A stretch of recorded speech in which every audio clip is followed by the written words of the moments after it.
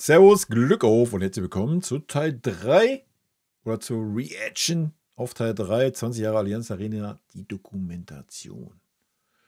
Leute, bevor wir in Teil 3 gehen, wie immer der Hinweis, wenn euch gefällt, was ihr seht, lasst gerne ein Abo da, damit unterstützt ihr einfach, was ich hier so tue. Vielen lieben Dank dafür.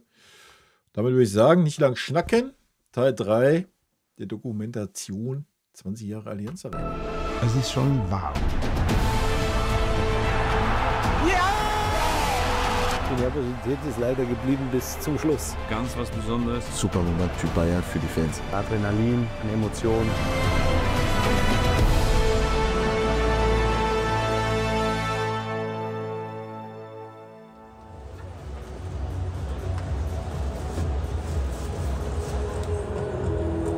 Also ich bin jetzt seit 1986 Sportler FC Bayern, damals im Olympiastadion, und es ist für mich ein faszinierendes Bauwerk, zumal das Stadion bei jedem Spiel immer ausverkauft ist, und ja, es ist einfach ein wunderbares Erlebnis, hier arbeiten zu dürfen.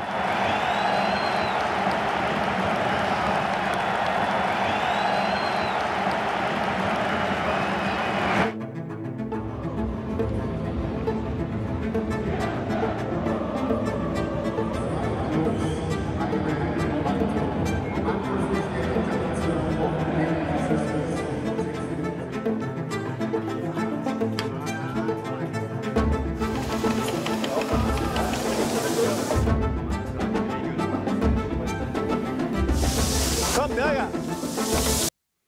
11 Millionen Bratwürste sind in 20 Jahren in der Arena verkauft worden. Davon war nicht eine vegan, war.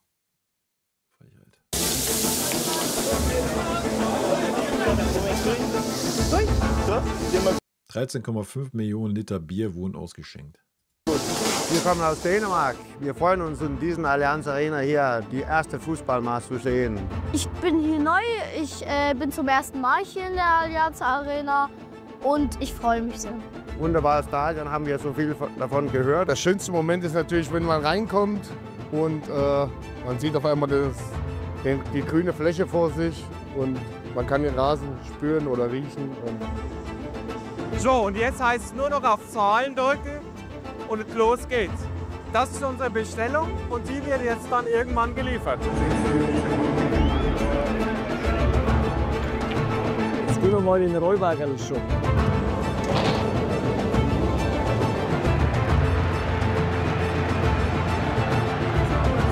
Ketchup sauber und einer macht Familien sauber. Wenn man von den Katakomben unten nach oben geht und man sieht durch das Loch schon. Bin ich auch schon durchgegangen. Leider wurde ich nicht bejubelt, das Stadion war leer. Aber selbst das war schon ein cooles Gefühl. Die ganzen Zuschauer draußen, und das ist schon ein toller Moment. Und die Mannschaft auf Feld führen zu dürfen, natürlich eine große Ehre auch. Und wenn man da rausgeht, man darf seine Leidenschaft vor so vielen Zuschauern einfach ausleben.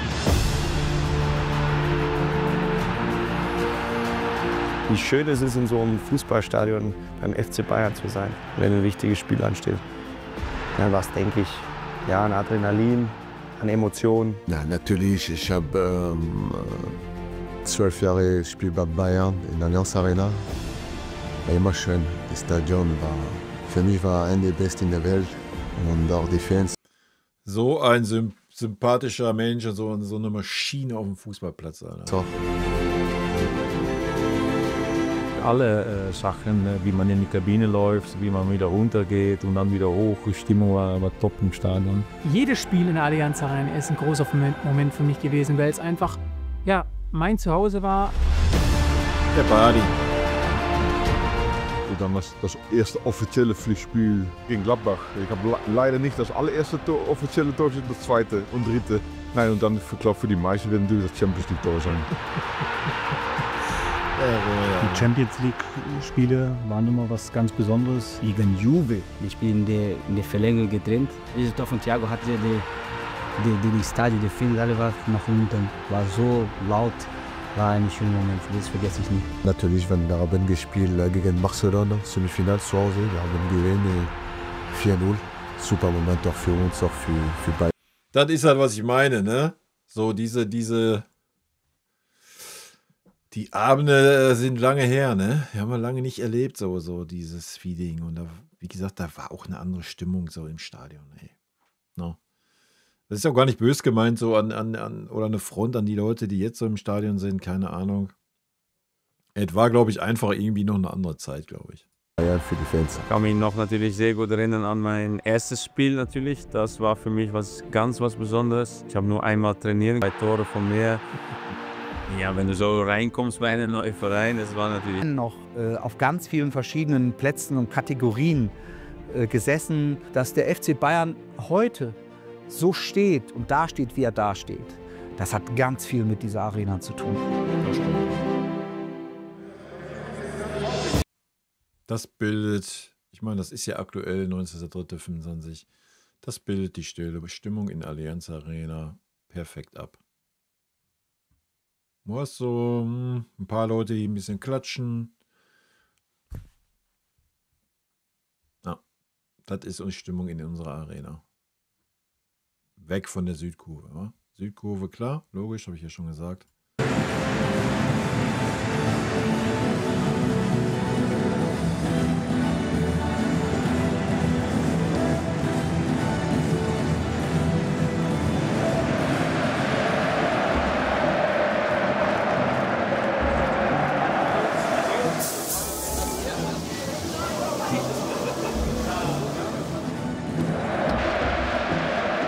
Jetzt weiß ich was, ich habe schon dann da an der Box rumgemacht. Ja. Oder Blei dann aus habe. Und dann. Na, und die Kabel liegst du mal Messer. Ob er die hochstellt. Das jetzt zum Beispiel, ja, das kann aber auch sein, dass das vom Signal her, irgendwie vom Übertragungswagen. Das kann natürlich auch ab und zu mal sein.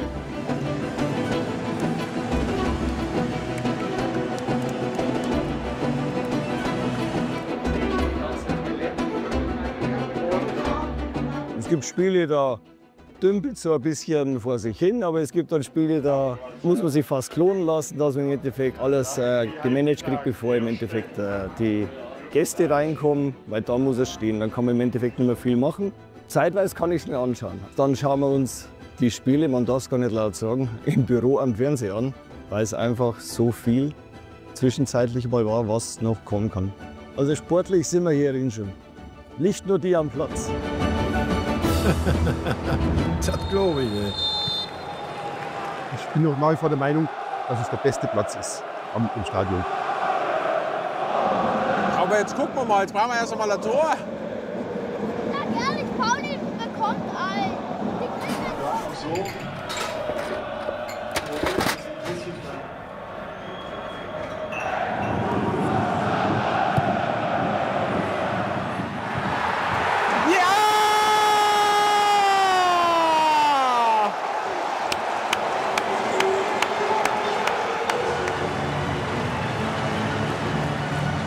Jetzt wird spannend.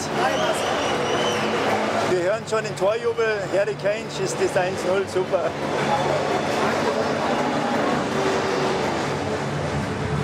Spielstand jetzt zu Bayern. 1-0. Bitte. Junge, der gibt mehr Gas wie 80% im Stadion, ey.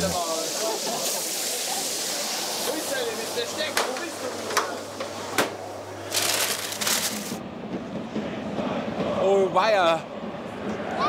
Nein!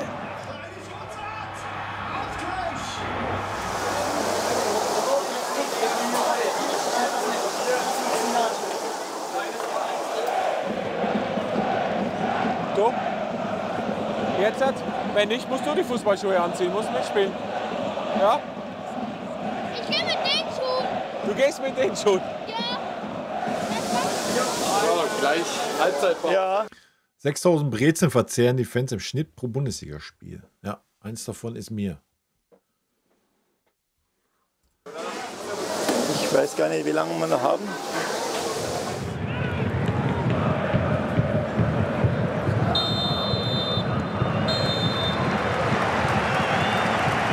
Sofort runter da von der Klappe. Muss ratzfatz auf sein. Direkt erstmal offiziell nach weggescheucht.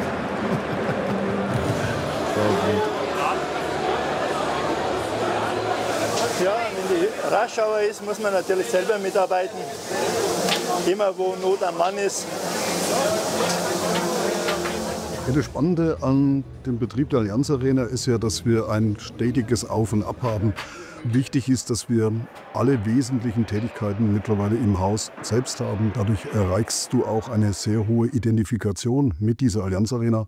Und was mich besonders freut, wir haben auch eine sehr hohe Kontinuität und damit natürlich ein großes Know-how, was man sich über die vielen Jahre hier im Haus aufgebaut hat. Ganz besondere und wichtige Weiterentwicklungen waren sicherlich diese Veränderungen in der Kurve, waren sicherlich so Kleinigkeiten, die für die Fans sind. Wir haben in 2019 das Gästeparkhaus gebaut und dann insbesondere den eigenen Gästezugang. Das hat auch die Sicherheit dramatisch erhöht. Wir haben in die Nachhaltigkeit investiert, Solardächer gebaut, CO2-Abdruck verringert, weil wir da jetzt die Vordächer haben, müssen nicht mehr im Regen stehen, die Toilettenanlagen erweitert, Fahrradstellplätze gebaut und so könnte ich immer weiter erzählen.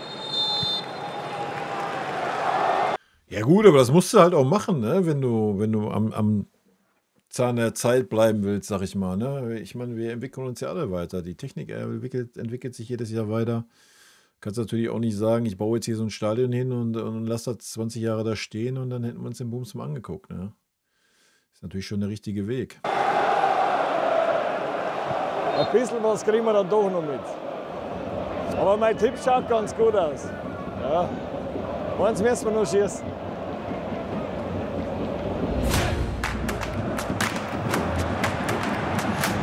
Ja, jetzt kommt Lewis Sternstunde, weswegen Spieler des Monats März geworden ist.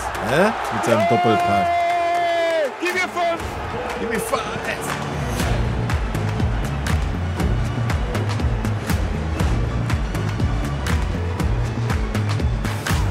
Vor dem Spiel haben wir immer so ein bisschen die gesellschaftlichen Dinge. Wir essen mit unserem Gastverein, den wir einladen. Aber in dem Moment, wo ich rausgehe, wo es dann losgeht, dann bin ich Fan und dann will ich unsere Mannschaft gewinnen sehen. Und insofern war ich ein bisschen nervös und so habe ich das Spiel dann auch erlebt. Und die Nervosität ist leider geblieben bis zum Schluss. Oh, jetzt schönes 3-1.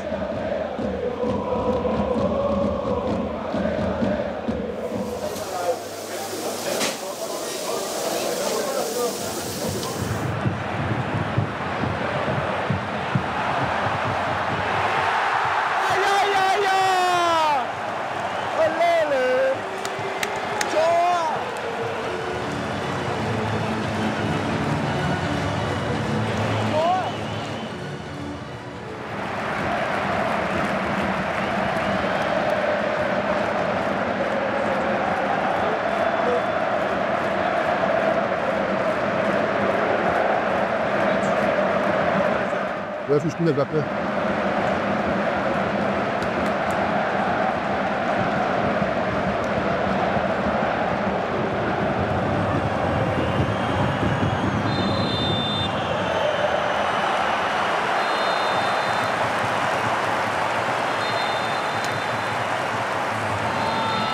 Ja! Oh, Gott sei Dank! Boah! Ja, du hast richtig getippt. Untergehen, weil wir in guten wie in schlechten Zeiten zueinander stehen.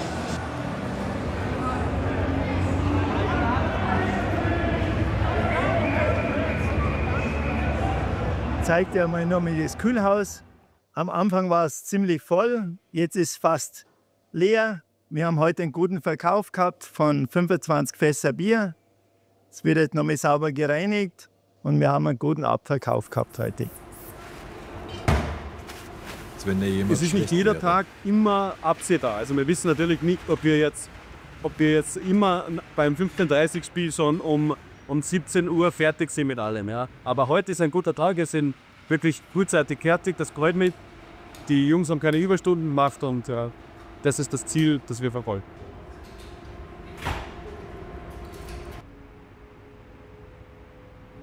Es gab eine Einigung mit der Stadt München, dass der Olympiapark weiter Konzerte macht und wir spielen Fußball nach Auszug 2005. Und jetzt ist die Situation entstanden, dass der Olympiapark auf uns zugekommen ist, dass wir in der Zeit, wo das Olympiastadion umgebaut wird, hier Konzerte stattfinden lassen können. American Football war auch für uns ein großes Erlebnis. Zum einen, weil die NFL hochprofessionell ist. Das sage ich nicht, das UEFA und andere nicht, aber das war schon so ein amerikanischer Profiverband. Ja, einen kleinen Seitenhieb kannst du schon mal bringen, ruhig, ne? Wenn hier einfliegt, da passiert schon was. Hello FC Bayern fans, we are here in the Allianz Arena for the first ever NFL game in Germany.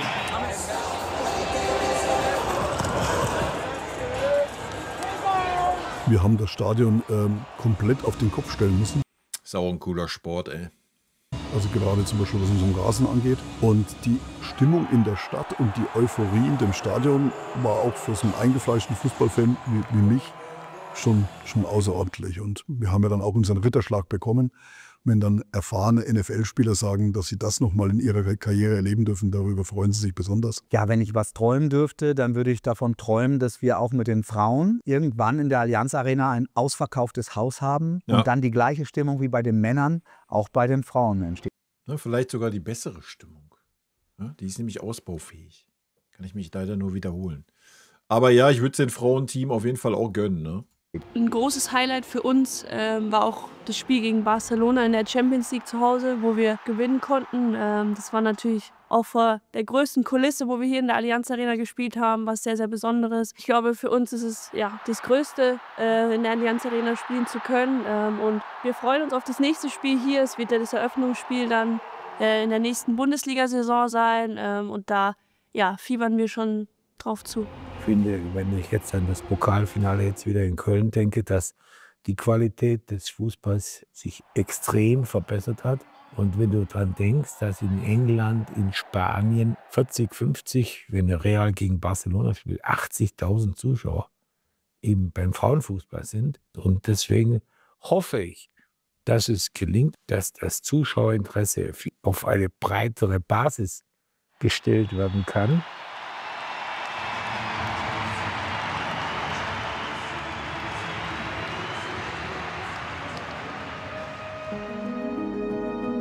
Die Herren des FC Bayern haben von 487 Spielen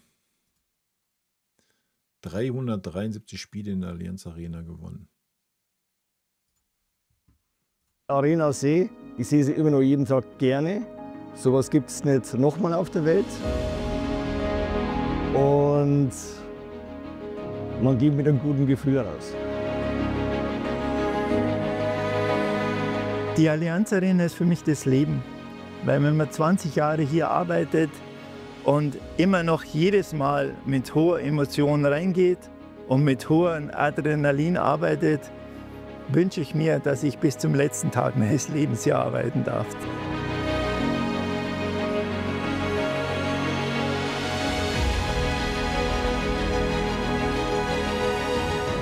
Das Gefäß, das ich erwähnte vorhin, ist hier unglaublich stark spürbar durch diese Form und eben auch diese Idee, dass die Menschen eigentlich den Raum bilden. Es ist schon wow.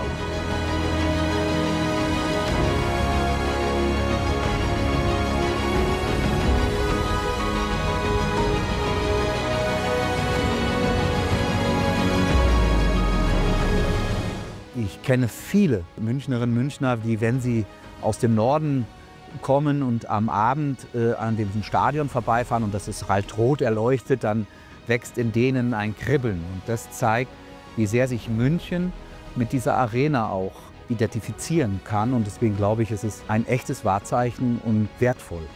Dieses Stadion hat eigentlich nur darauf gewartet, dass Bayern München jetzt drin spielt.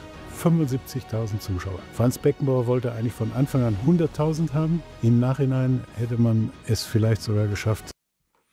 Hättest du wahrscheinlich, wahrscheinlich nicht jedes Spiel ausverkauft, was weiß ich, gegen irgendeinen wilden Aufsteiger wie Heidenheim oder sowas, wäre es wahrscheinlich ein bisschen schwieriger geworden, aber ansonsten hast du gar kein Problem, 100.000 Plätze vorzukriegen. Selbst 100.000 hier regelmäßig auszuverkaufen. Ja.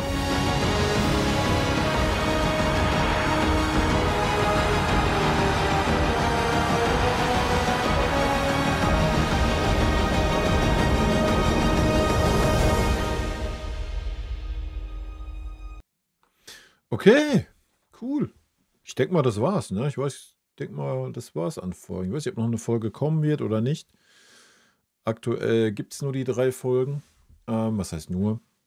Auf jeden Fall eine ganz, ganz interessante Geschichte, mal so ein bisschen hinter die Kulissen zu gucken. War jetzt auch nicht super viel, aber so ein bisschen, das finde ich immer sehr interessant. Ich hoffe, euch hat es auch gefallen. Rot-Weiße Grüße gehen raus, Leute. Vielen lieben Dank für euren Support hier auf dem Kanal. Haut rein, bis dann. Tschüssi.